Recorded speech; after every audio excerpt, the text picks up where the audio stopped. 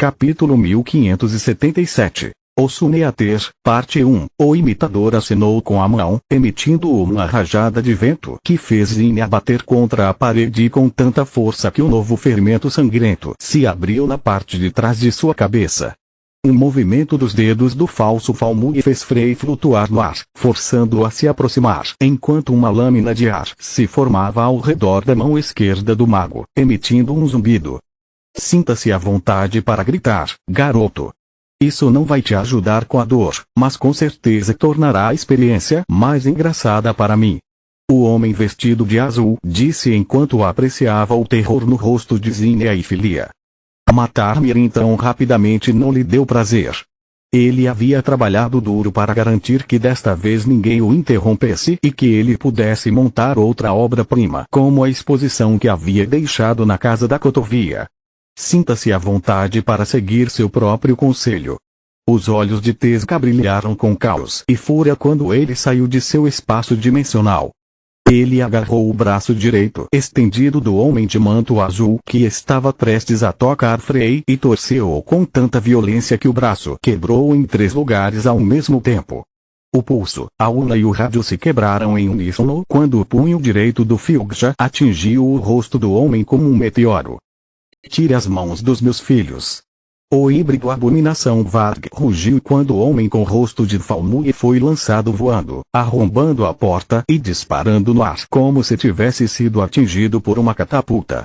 Apesar da dor e do ataque surpresa, o homem vestido de azul conseguiu emitir 5 raios elementares, um de cada um dos dedos da mão ainda intacta, e apontá-los com precisão cirúrgica.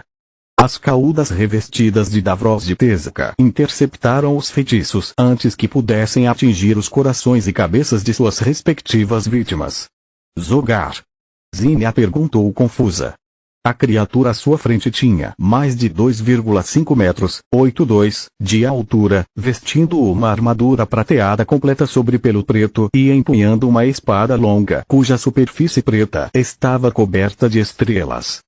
Ele parecia um lobo humanoide com ombros largos como uma porta e 10 caudas saindo de suas costas em vez de apenas uma. 9 deles tinha 4 metros, 13 pés, de comprimento, chicoteando o ar como se tivessem vontade própria. O último estava atrofiado, mal atingindo 1,5 metros, 5 pés, de comprimento. Seu salvador não parecia nem soava como o homem que ela conhecia, mas a fúria em sua voz e o fato de ele ter se referido às crianças como se fossem suas só podiam significar uma coisa. Eu gostaria, Tezuka disse com um suspiro de dor. Entre o vínculo que todos os abomináveis híbridos compartilhavam, sua dívida de gratidão para com o mestre e seus instintos paternos, ele realmente desejava fazer parte daquela família. Depois de passar tanto tempo observando e protegendo as crianças de longe, não foi assim que Tezuka imaginou seu primeiro encontro. O outrora cruel e calculista Eldritch, que apenas alguns anos atrás não teria se importado com os fracos, agora se odiava por ter esperado tanto tempo antes de intervir. Ele foi forçado a segurar sua mão para prender o máximo que pudesse sobre o imitador Balcor e para ter certeza de que não escaparia. Fique aqui e não se mova. Já pedi reforços. Esse bastardo é meu. A cauda espiritual de Tezuka se separou de seu corpo, assumindo uma forma um pouco mais alta que as crianças. Parecia fofo, como uma raposa muito grande que aprendeu a ficar em pé nas patas traseiras. A criatura não tinha muito poder mágico sendo a magia espiritual de Tezuka ainda selada, mas seu equipamento compensava por completo. A armadura escorregou do corpo de Tezuka e agora cobria a personificação da cauda do espírito que também segurava em Glass Knight em sua mão esquerda. A lâmina reduziu seu tamanho ao de uma espada curta, mas não perdeu nenhum poder. Não se preocupem, crianças. Eu protegerei vocês. O clone cauda espiritual lambeu suas feridas, curando-as com uma faísca de magia de luz. Por favor, não vá. Filia agarrou desesperadamente a perna de Tezuka e rasgou seu coração. Se você for embora, papai vai voltar e nos machucar de novo. Isso não vai acontecer. O insignificante ainda faz parte de mim e é muito mais forte do que parece. O Field já empurrou delicadamente enquanto seu clone confortava a filha. Enquanto ele estiver aqui, nada de ruim acontecerá com você. Você tem minha palavra. Aguente firme, estarei de volta antes que você possa dizer Tezuka, o Devorador de Sol. Ele piscou quando um corredor dimensional se abriu na sombra de Leria, movendo-o logo atrás do homem ainda voador de manto azul. Como diabos ele ainda pode estar vivo? O Field pensou. Eu bati nele com tanta força que sua cabeça deveria estourar ou pelo menos ser arrancada de seu pescoço. No entanto, ele voou para longe, o que significa que seu corpo é forte o suficiente para resistir aos meus golpes. O homem vestido de azul já havia tentado conter o impulso do soco, mas sem sucesso. A dor de seu rosto e braço quebrados, a náusea de seu corpo girando como um peão com o impacto e o salto no chão como uma bola de fliperama, quebrando árvores e pedras, o impediram de se concentrar. Tudo que ele podia fazer era esperar que o impulso se dissipasse o suficiente para parar enquanto curava suas feridas com magia. Ou assim pensou o imitador, até que um segundo punho o atingiu em cheio no queixo. O gancho de direita arrancou sua mandíbula, fazendo bater contra os mercenários que ele havia contratado. Os membros do corpo da rainha agradeceram aos deuses pelo apoio inesperado por quase um segundo antes de congelarem de medo junto com seus oponentes. Que porra é essa? Um membro da unidade mercenária conhecida como Dragões Negros disse, tirando as palavras da mente de todos. O corpo de Tezuka emitiu uma aura dourada escura devido ao efeito combinado de seu Varg e de seus núcleos negros se esgotando. A frieza de seu lado abominação encheu sua mente, permitindo-lhe ver através do véu dourado de frenesi de seu lado Varg que nublou sua mente até um segundo atrás. Você usa um traje completo de adamante e um cheio até a borda de encantamentos. O Eldritch disse. Culpado da acusação. O homem disse enquanto recolocava a mandíbula como se estivesse apenas arrumando o cabelo. Ao mesmo tempo, várias esferas de todos os elementos apareceram ao seu redor, cada uma contendo um feitiço de nível 5 de uma especialização diferente. Agora que sua cabeça não girava mais, o homem vestido de azul poderia finalmente revidar. Você vai se arrepender de ter deixado sua armadura para trás. Sacrificar sua segurança para proteger meras formigas e impedir minha queda serão os últimos erros que você cometerá. Um enorme sorriso apareceu no rosto de Tezuka, cheio de tanta sede de sangue e mana que interrompeu o falso Falmug. Assim como todos os outros que estavam nos campos de Veren, o imitador estava coberto de suor frio enquanto seu corpo tremia de medo. Fome uivante. Tezuka disse, liberando o feitiço Caos de nível 5. Uma onda de escuridão irrompeu de seu corpo, movendo-se com a velocidade de um trem de carga. Capítulo 1578. Osuneater, parte 2. O homem vestido de azul e todos que estavam na frente dele tentaram voar para longe, mas a magia do ar imbuída de fone uivante os sugou com a força de um tornado. Então, eles piscaram, apenas para descobrir que a onda negra também piscou, tornando seu esforço inútil. Aqueles que se moveram na direção oposta do falso Falmug ainda tiveram a chance de sair vivos, mas apenas porque Fone Uivante os ignorou para seguir sua marca.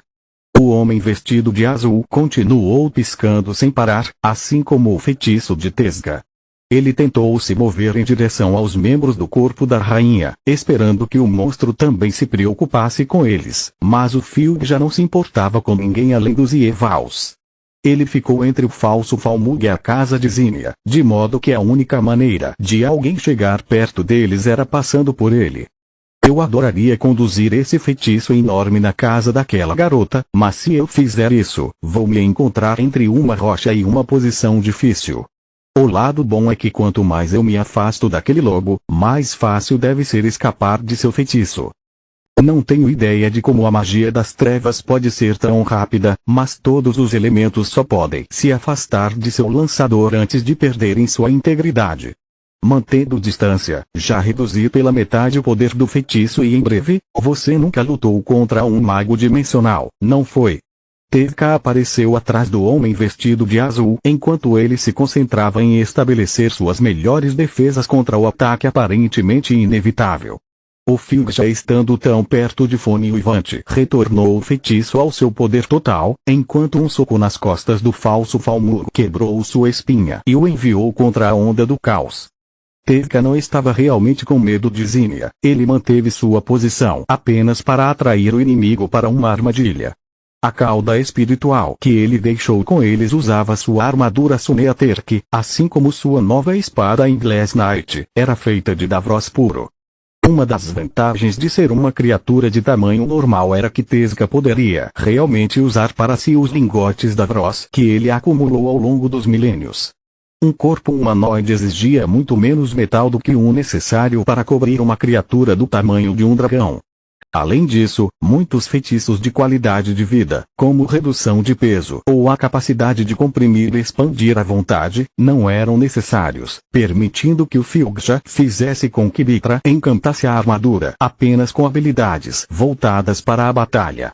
Mesmo que sua cauda espiritual fosse fraca, desde que tivesse um equipamento tão poderoso, poderia enfrentar quase qualquer oponente. Para surpresa de Tezca, o inimigo mais uma vez ignorou a dor e manteve a cabeça fria, liberando as esferas elementares azuis, laranja, vermelhas e amarelas que o cercavam contra o Eldritch, mantendo para si apenas as prateadas e as pretas.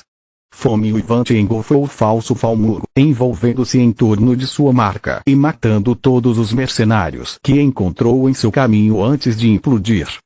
Há algo errado com esse cara, Tezca pensou enquanto suas caudas interceptavam a chuva de feitiços de guardião, mago de batalha e mago de guerra de nível 5 que o homem vestido de azul havia jogado contra ele. Filgjas não conseguiram usar dominação, mas cada uma de suas caudas ainda estava imbuída do poder de um elemento diferente, permitindo-lhes absorver a mana e a energia mundial de qualquer feitiço, adicionando-os ao seu núcleo. Um humano normal teria morrido com apenas um dos meus socos, enquanto até mesmo um desperto teria desmaiado pelo choque de ter seu corpo bagunçado daquele jeito. Tenho certeza de que meu último golpe quebrou sua coluna, impedindo de usar qualquer técnica de respiração. Então como diabos ele conseguiu mover os braços e lançar um contra-ataque tão preciso uma fração de segundo depois? Uma vez que o vínculo com seu lançador foi cortado, os feitiços do imitador não tiveram a força de vontade necessária para escapar da força de cauda. Tevka exerceu apenas um pouquinho de seu foco para superar a assinatura de energia do oponente e transformar o que deveria ser um ataque mortal em uma refeição completa. Quando o Fone Uivante desapareceu, o falso Falmurgo ainda estava de pé. Seu corpo estava machucado e sua armadura cheia de rachaduras, mas de alguma forma ele havia escapado das garras da morte. Você é persistente, garoto, eu admito. Mas se sua habilidade for apenas isso, você já está morto. Eu apenas dei 3 socos e um feitiço, enquanto você já está com o pé na cova. O Filgja disse. As aparências enganam. Embora o homem sangrasse por todos os orifícios do corpo e parecesse à beira do desmaio, ele ainda tinha o olhar de alguém que tinha certeza de sua vitória. Tevka amaldiçoou sua própria falta de visão de vida que o forçou a perder tempo estudando seus oponentes para perceber se eles tinham técnica de respiração ou não. Você não está aqui para me matar, mas para proteger aquela porca e seus leitões. Então me responda. Por que contratar alguns grupos mercenários quando você pode pagar por todos eles? O homem de manto azul apontou para os portais de onde as pessoas continuavam saindo. Tevka reconheceu entre eles os Talons, os Dragões Negros, os Kiptsangs e até mesmo os Green Reapers de Verendi. Eram todos exércitos irregulares compostos por soldados de elite equivalentes ao corpo da rainha. Agora escolha. Você quer ficar aqui e perder tempo lutando comigo ou vai salvar esses insetos? O carro copiador apontou para a casa de Zinnia, para onde correram todos os mercenários que já haviam se livrado de seus respectivos oponentes.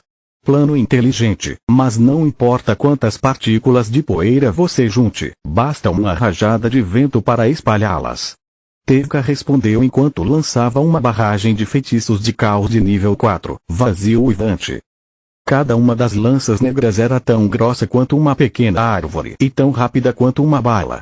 Ao contrário de Fone e Uivante, a distância não os enfraqueceria, já que não necessitavam de força de vontade. Eles dispararam através das linhas inimigas mais próximas, matando todos aqueles em seu caminho, enquanto se moviam para interceptar os mercenários que se aproximavam da casa de Zinnia. O falso Falmug abriu os braços, conjurando uma parede de luz curativa. Nenhum dos Vazio Uivante passou pelo imitador, porque assim que tocaram a luz, eles reverteram para uma simples magia das trevas, que desapareceu depois de apenas alguns metros. Interessante. Tevka assentiu em aprovação. Foi assim que você sobreviveu ao meu primeiro feitiço. Você usou a energia da luz para converter o caos em escuridão, que então combateu com a sua própria. Esta não é sua primeira luta contra uma abominação. Como você pode estar tão calmo? O homem vestido de azul estava em vantagem, mas podia sentir que algo estava errado. Sua preciosa Zinnia está prestes a morrer, e ainda assim aqui está você, conversando comigo. Tevka respondeu como uma risada maníaca quando um pilar negro apareceu no céu da manhã, onde estava sua cauda de espírito. Ao mesmo tempo, suas 9 caudas apontaram para o falso Falmug, e o pelo em suas pontas se abriu, revelando tantos feitiços de poder incalculável. Continua no próximo vídeo.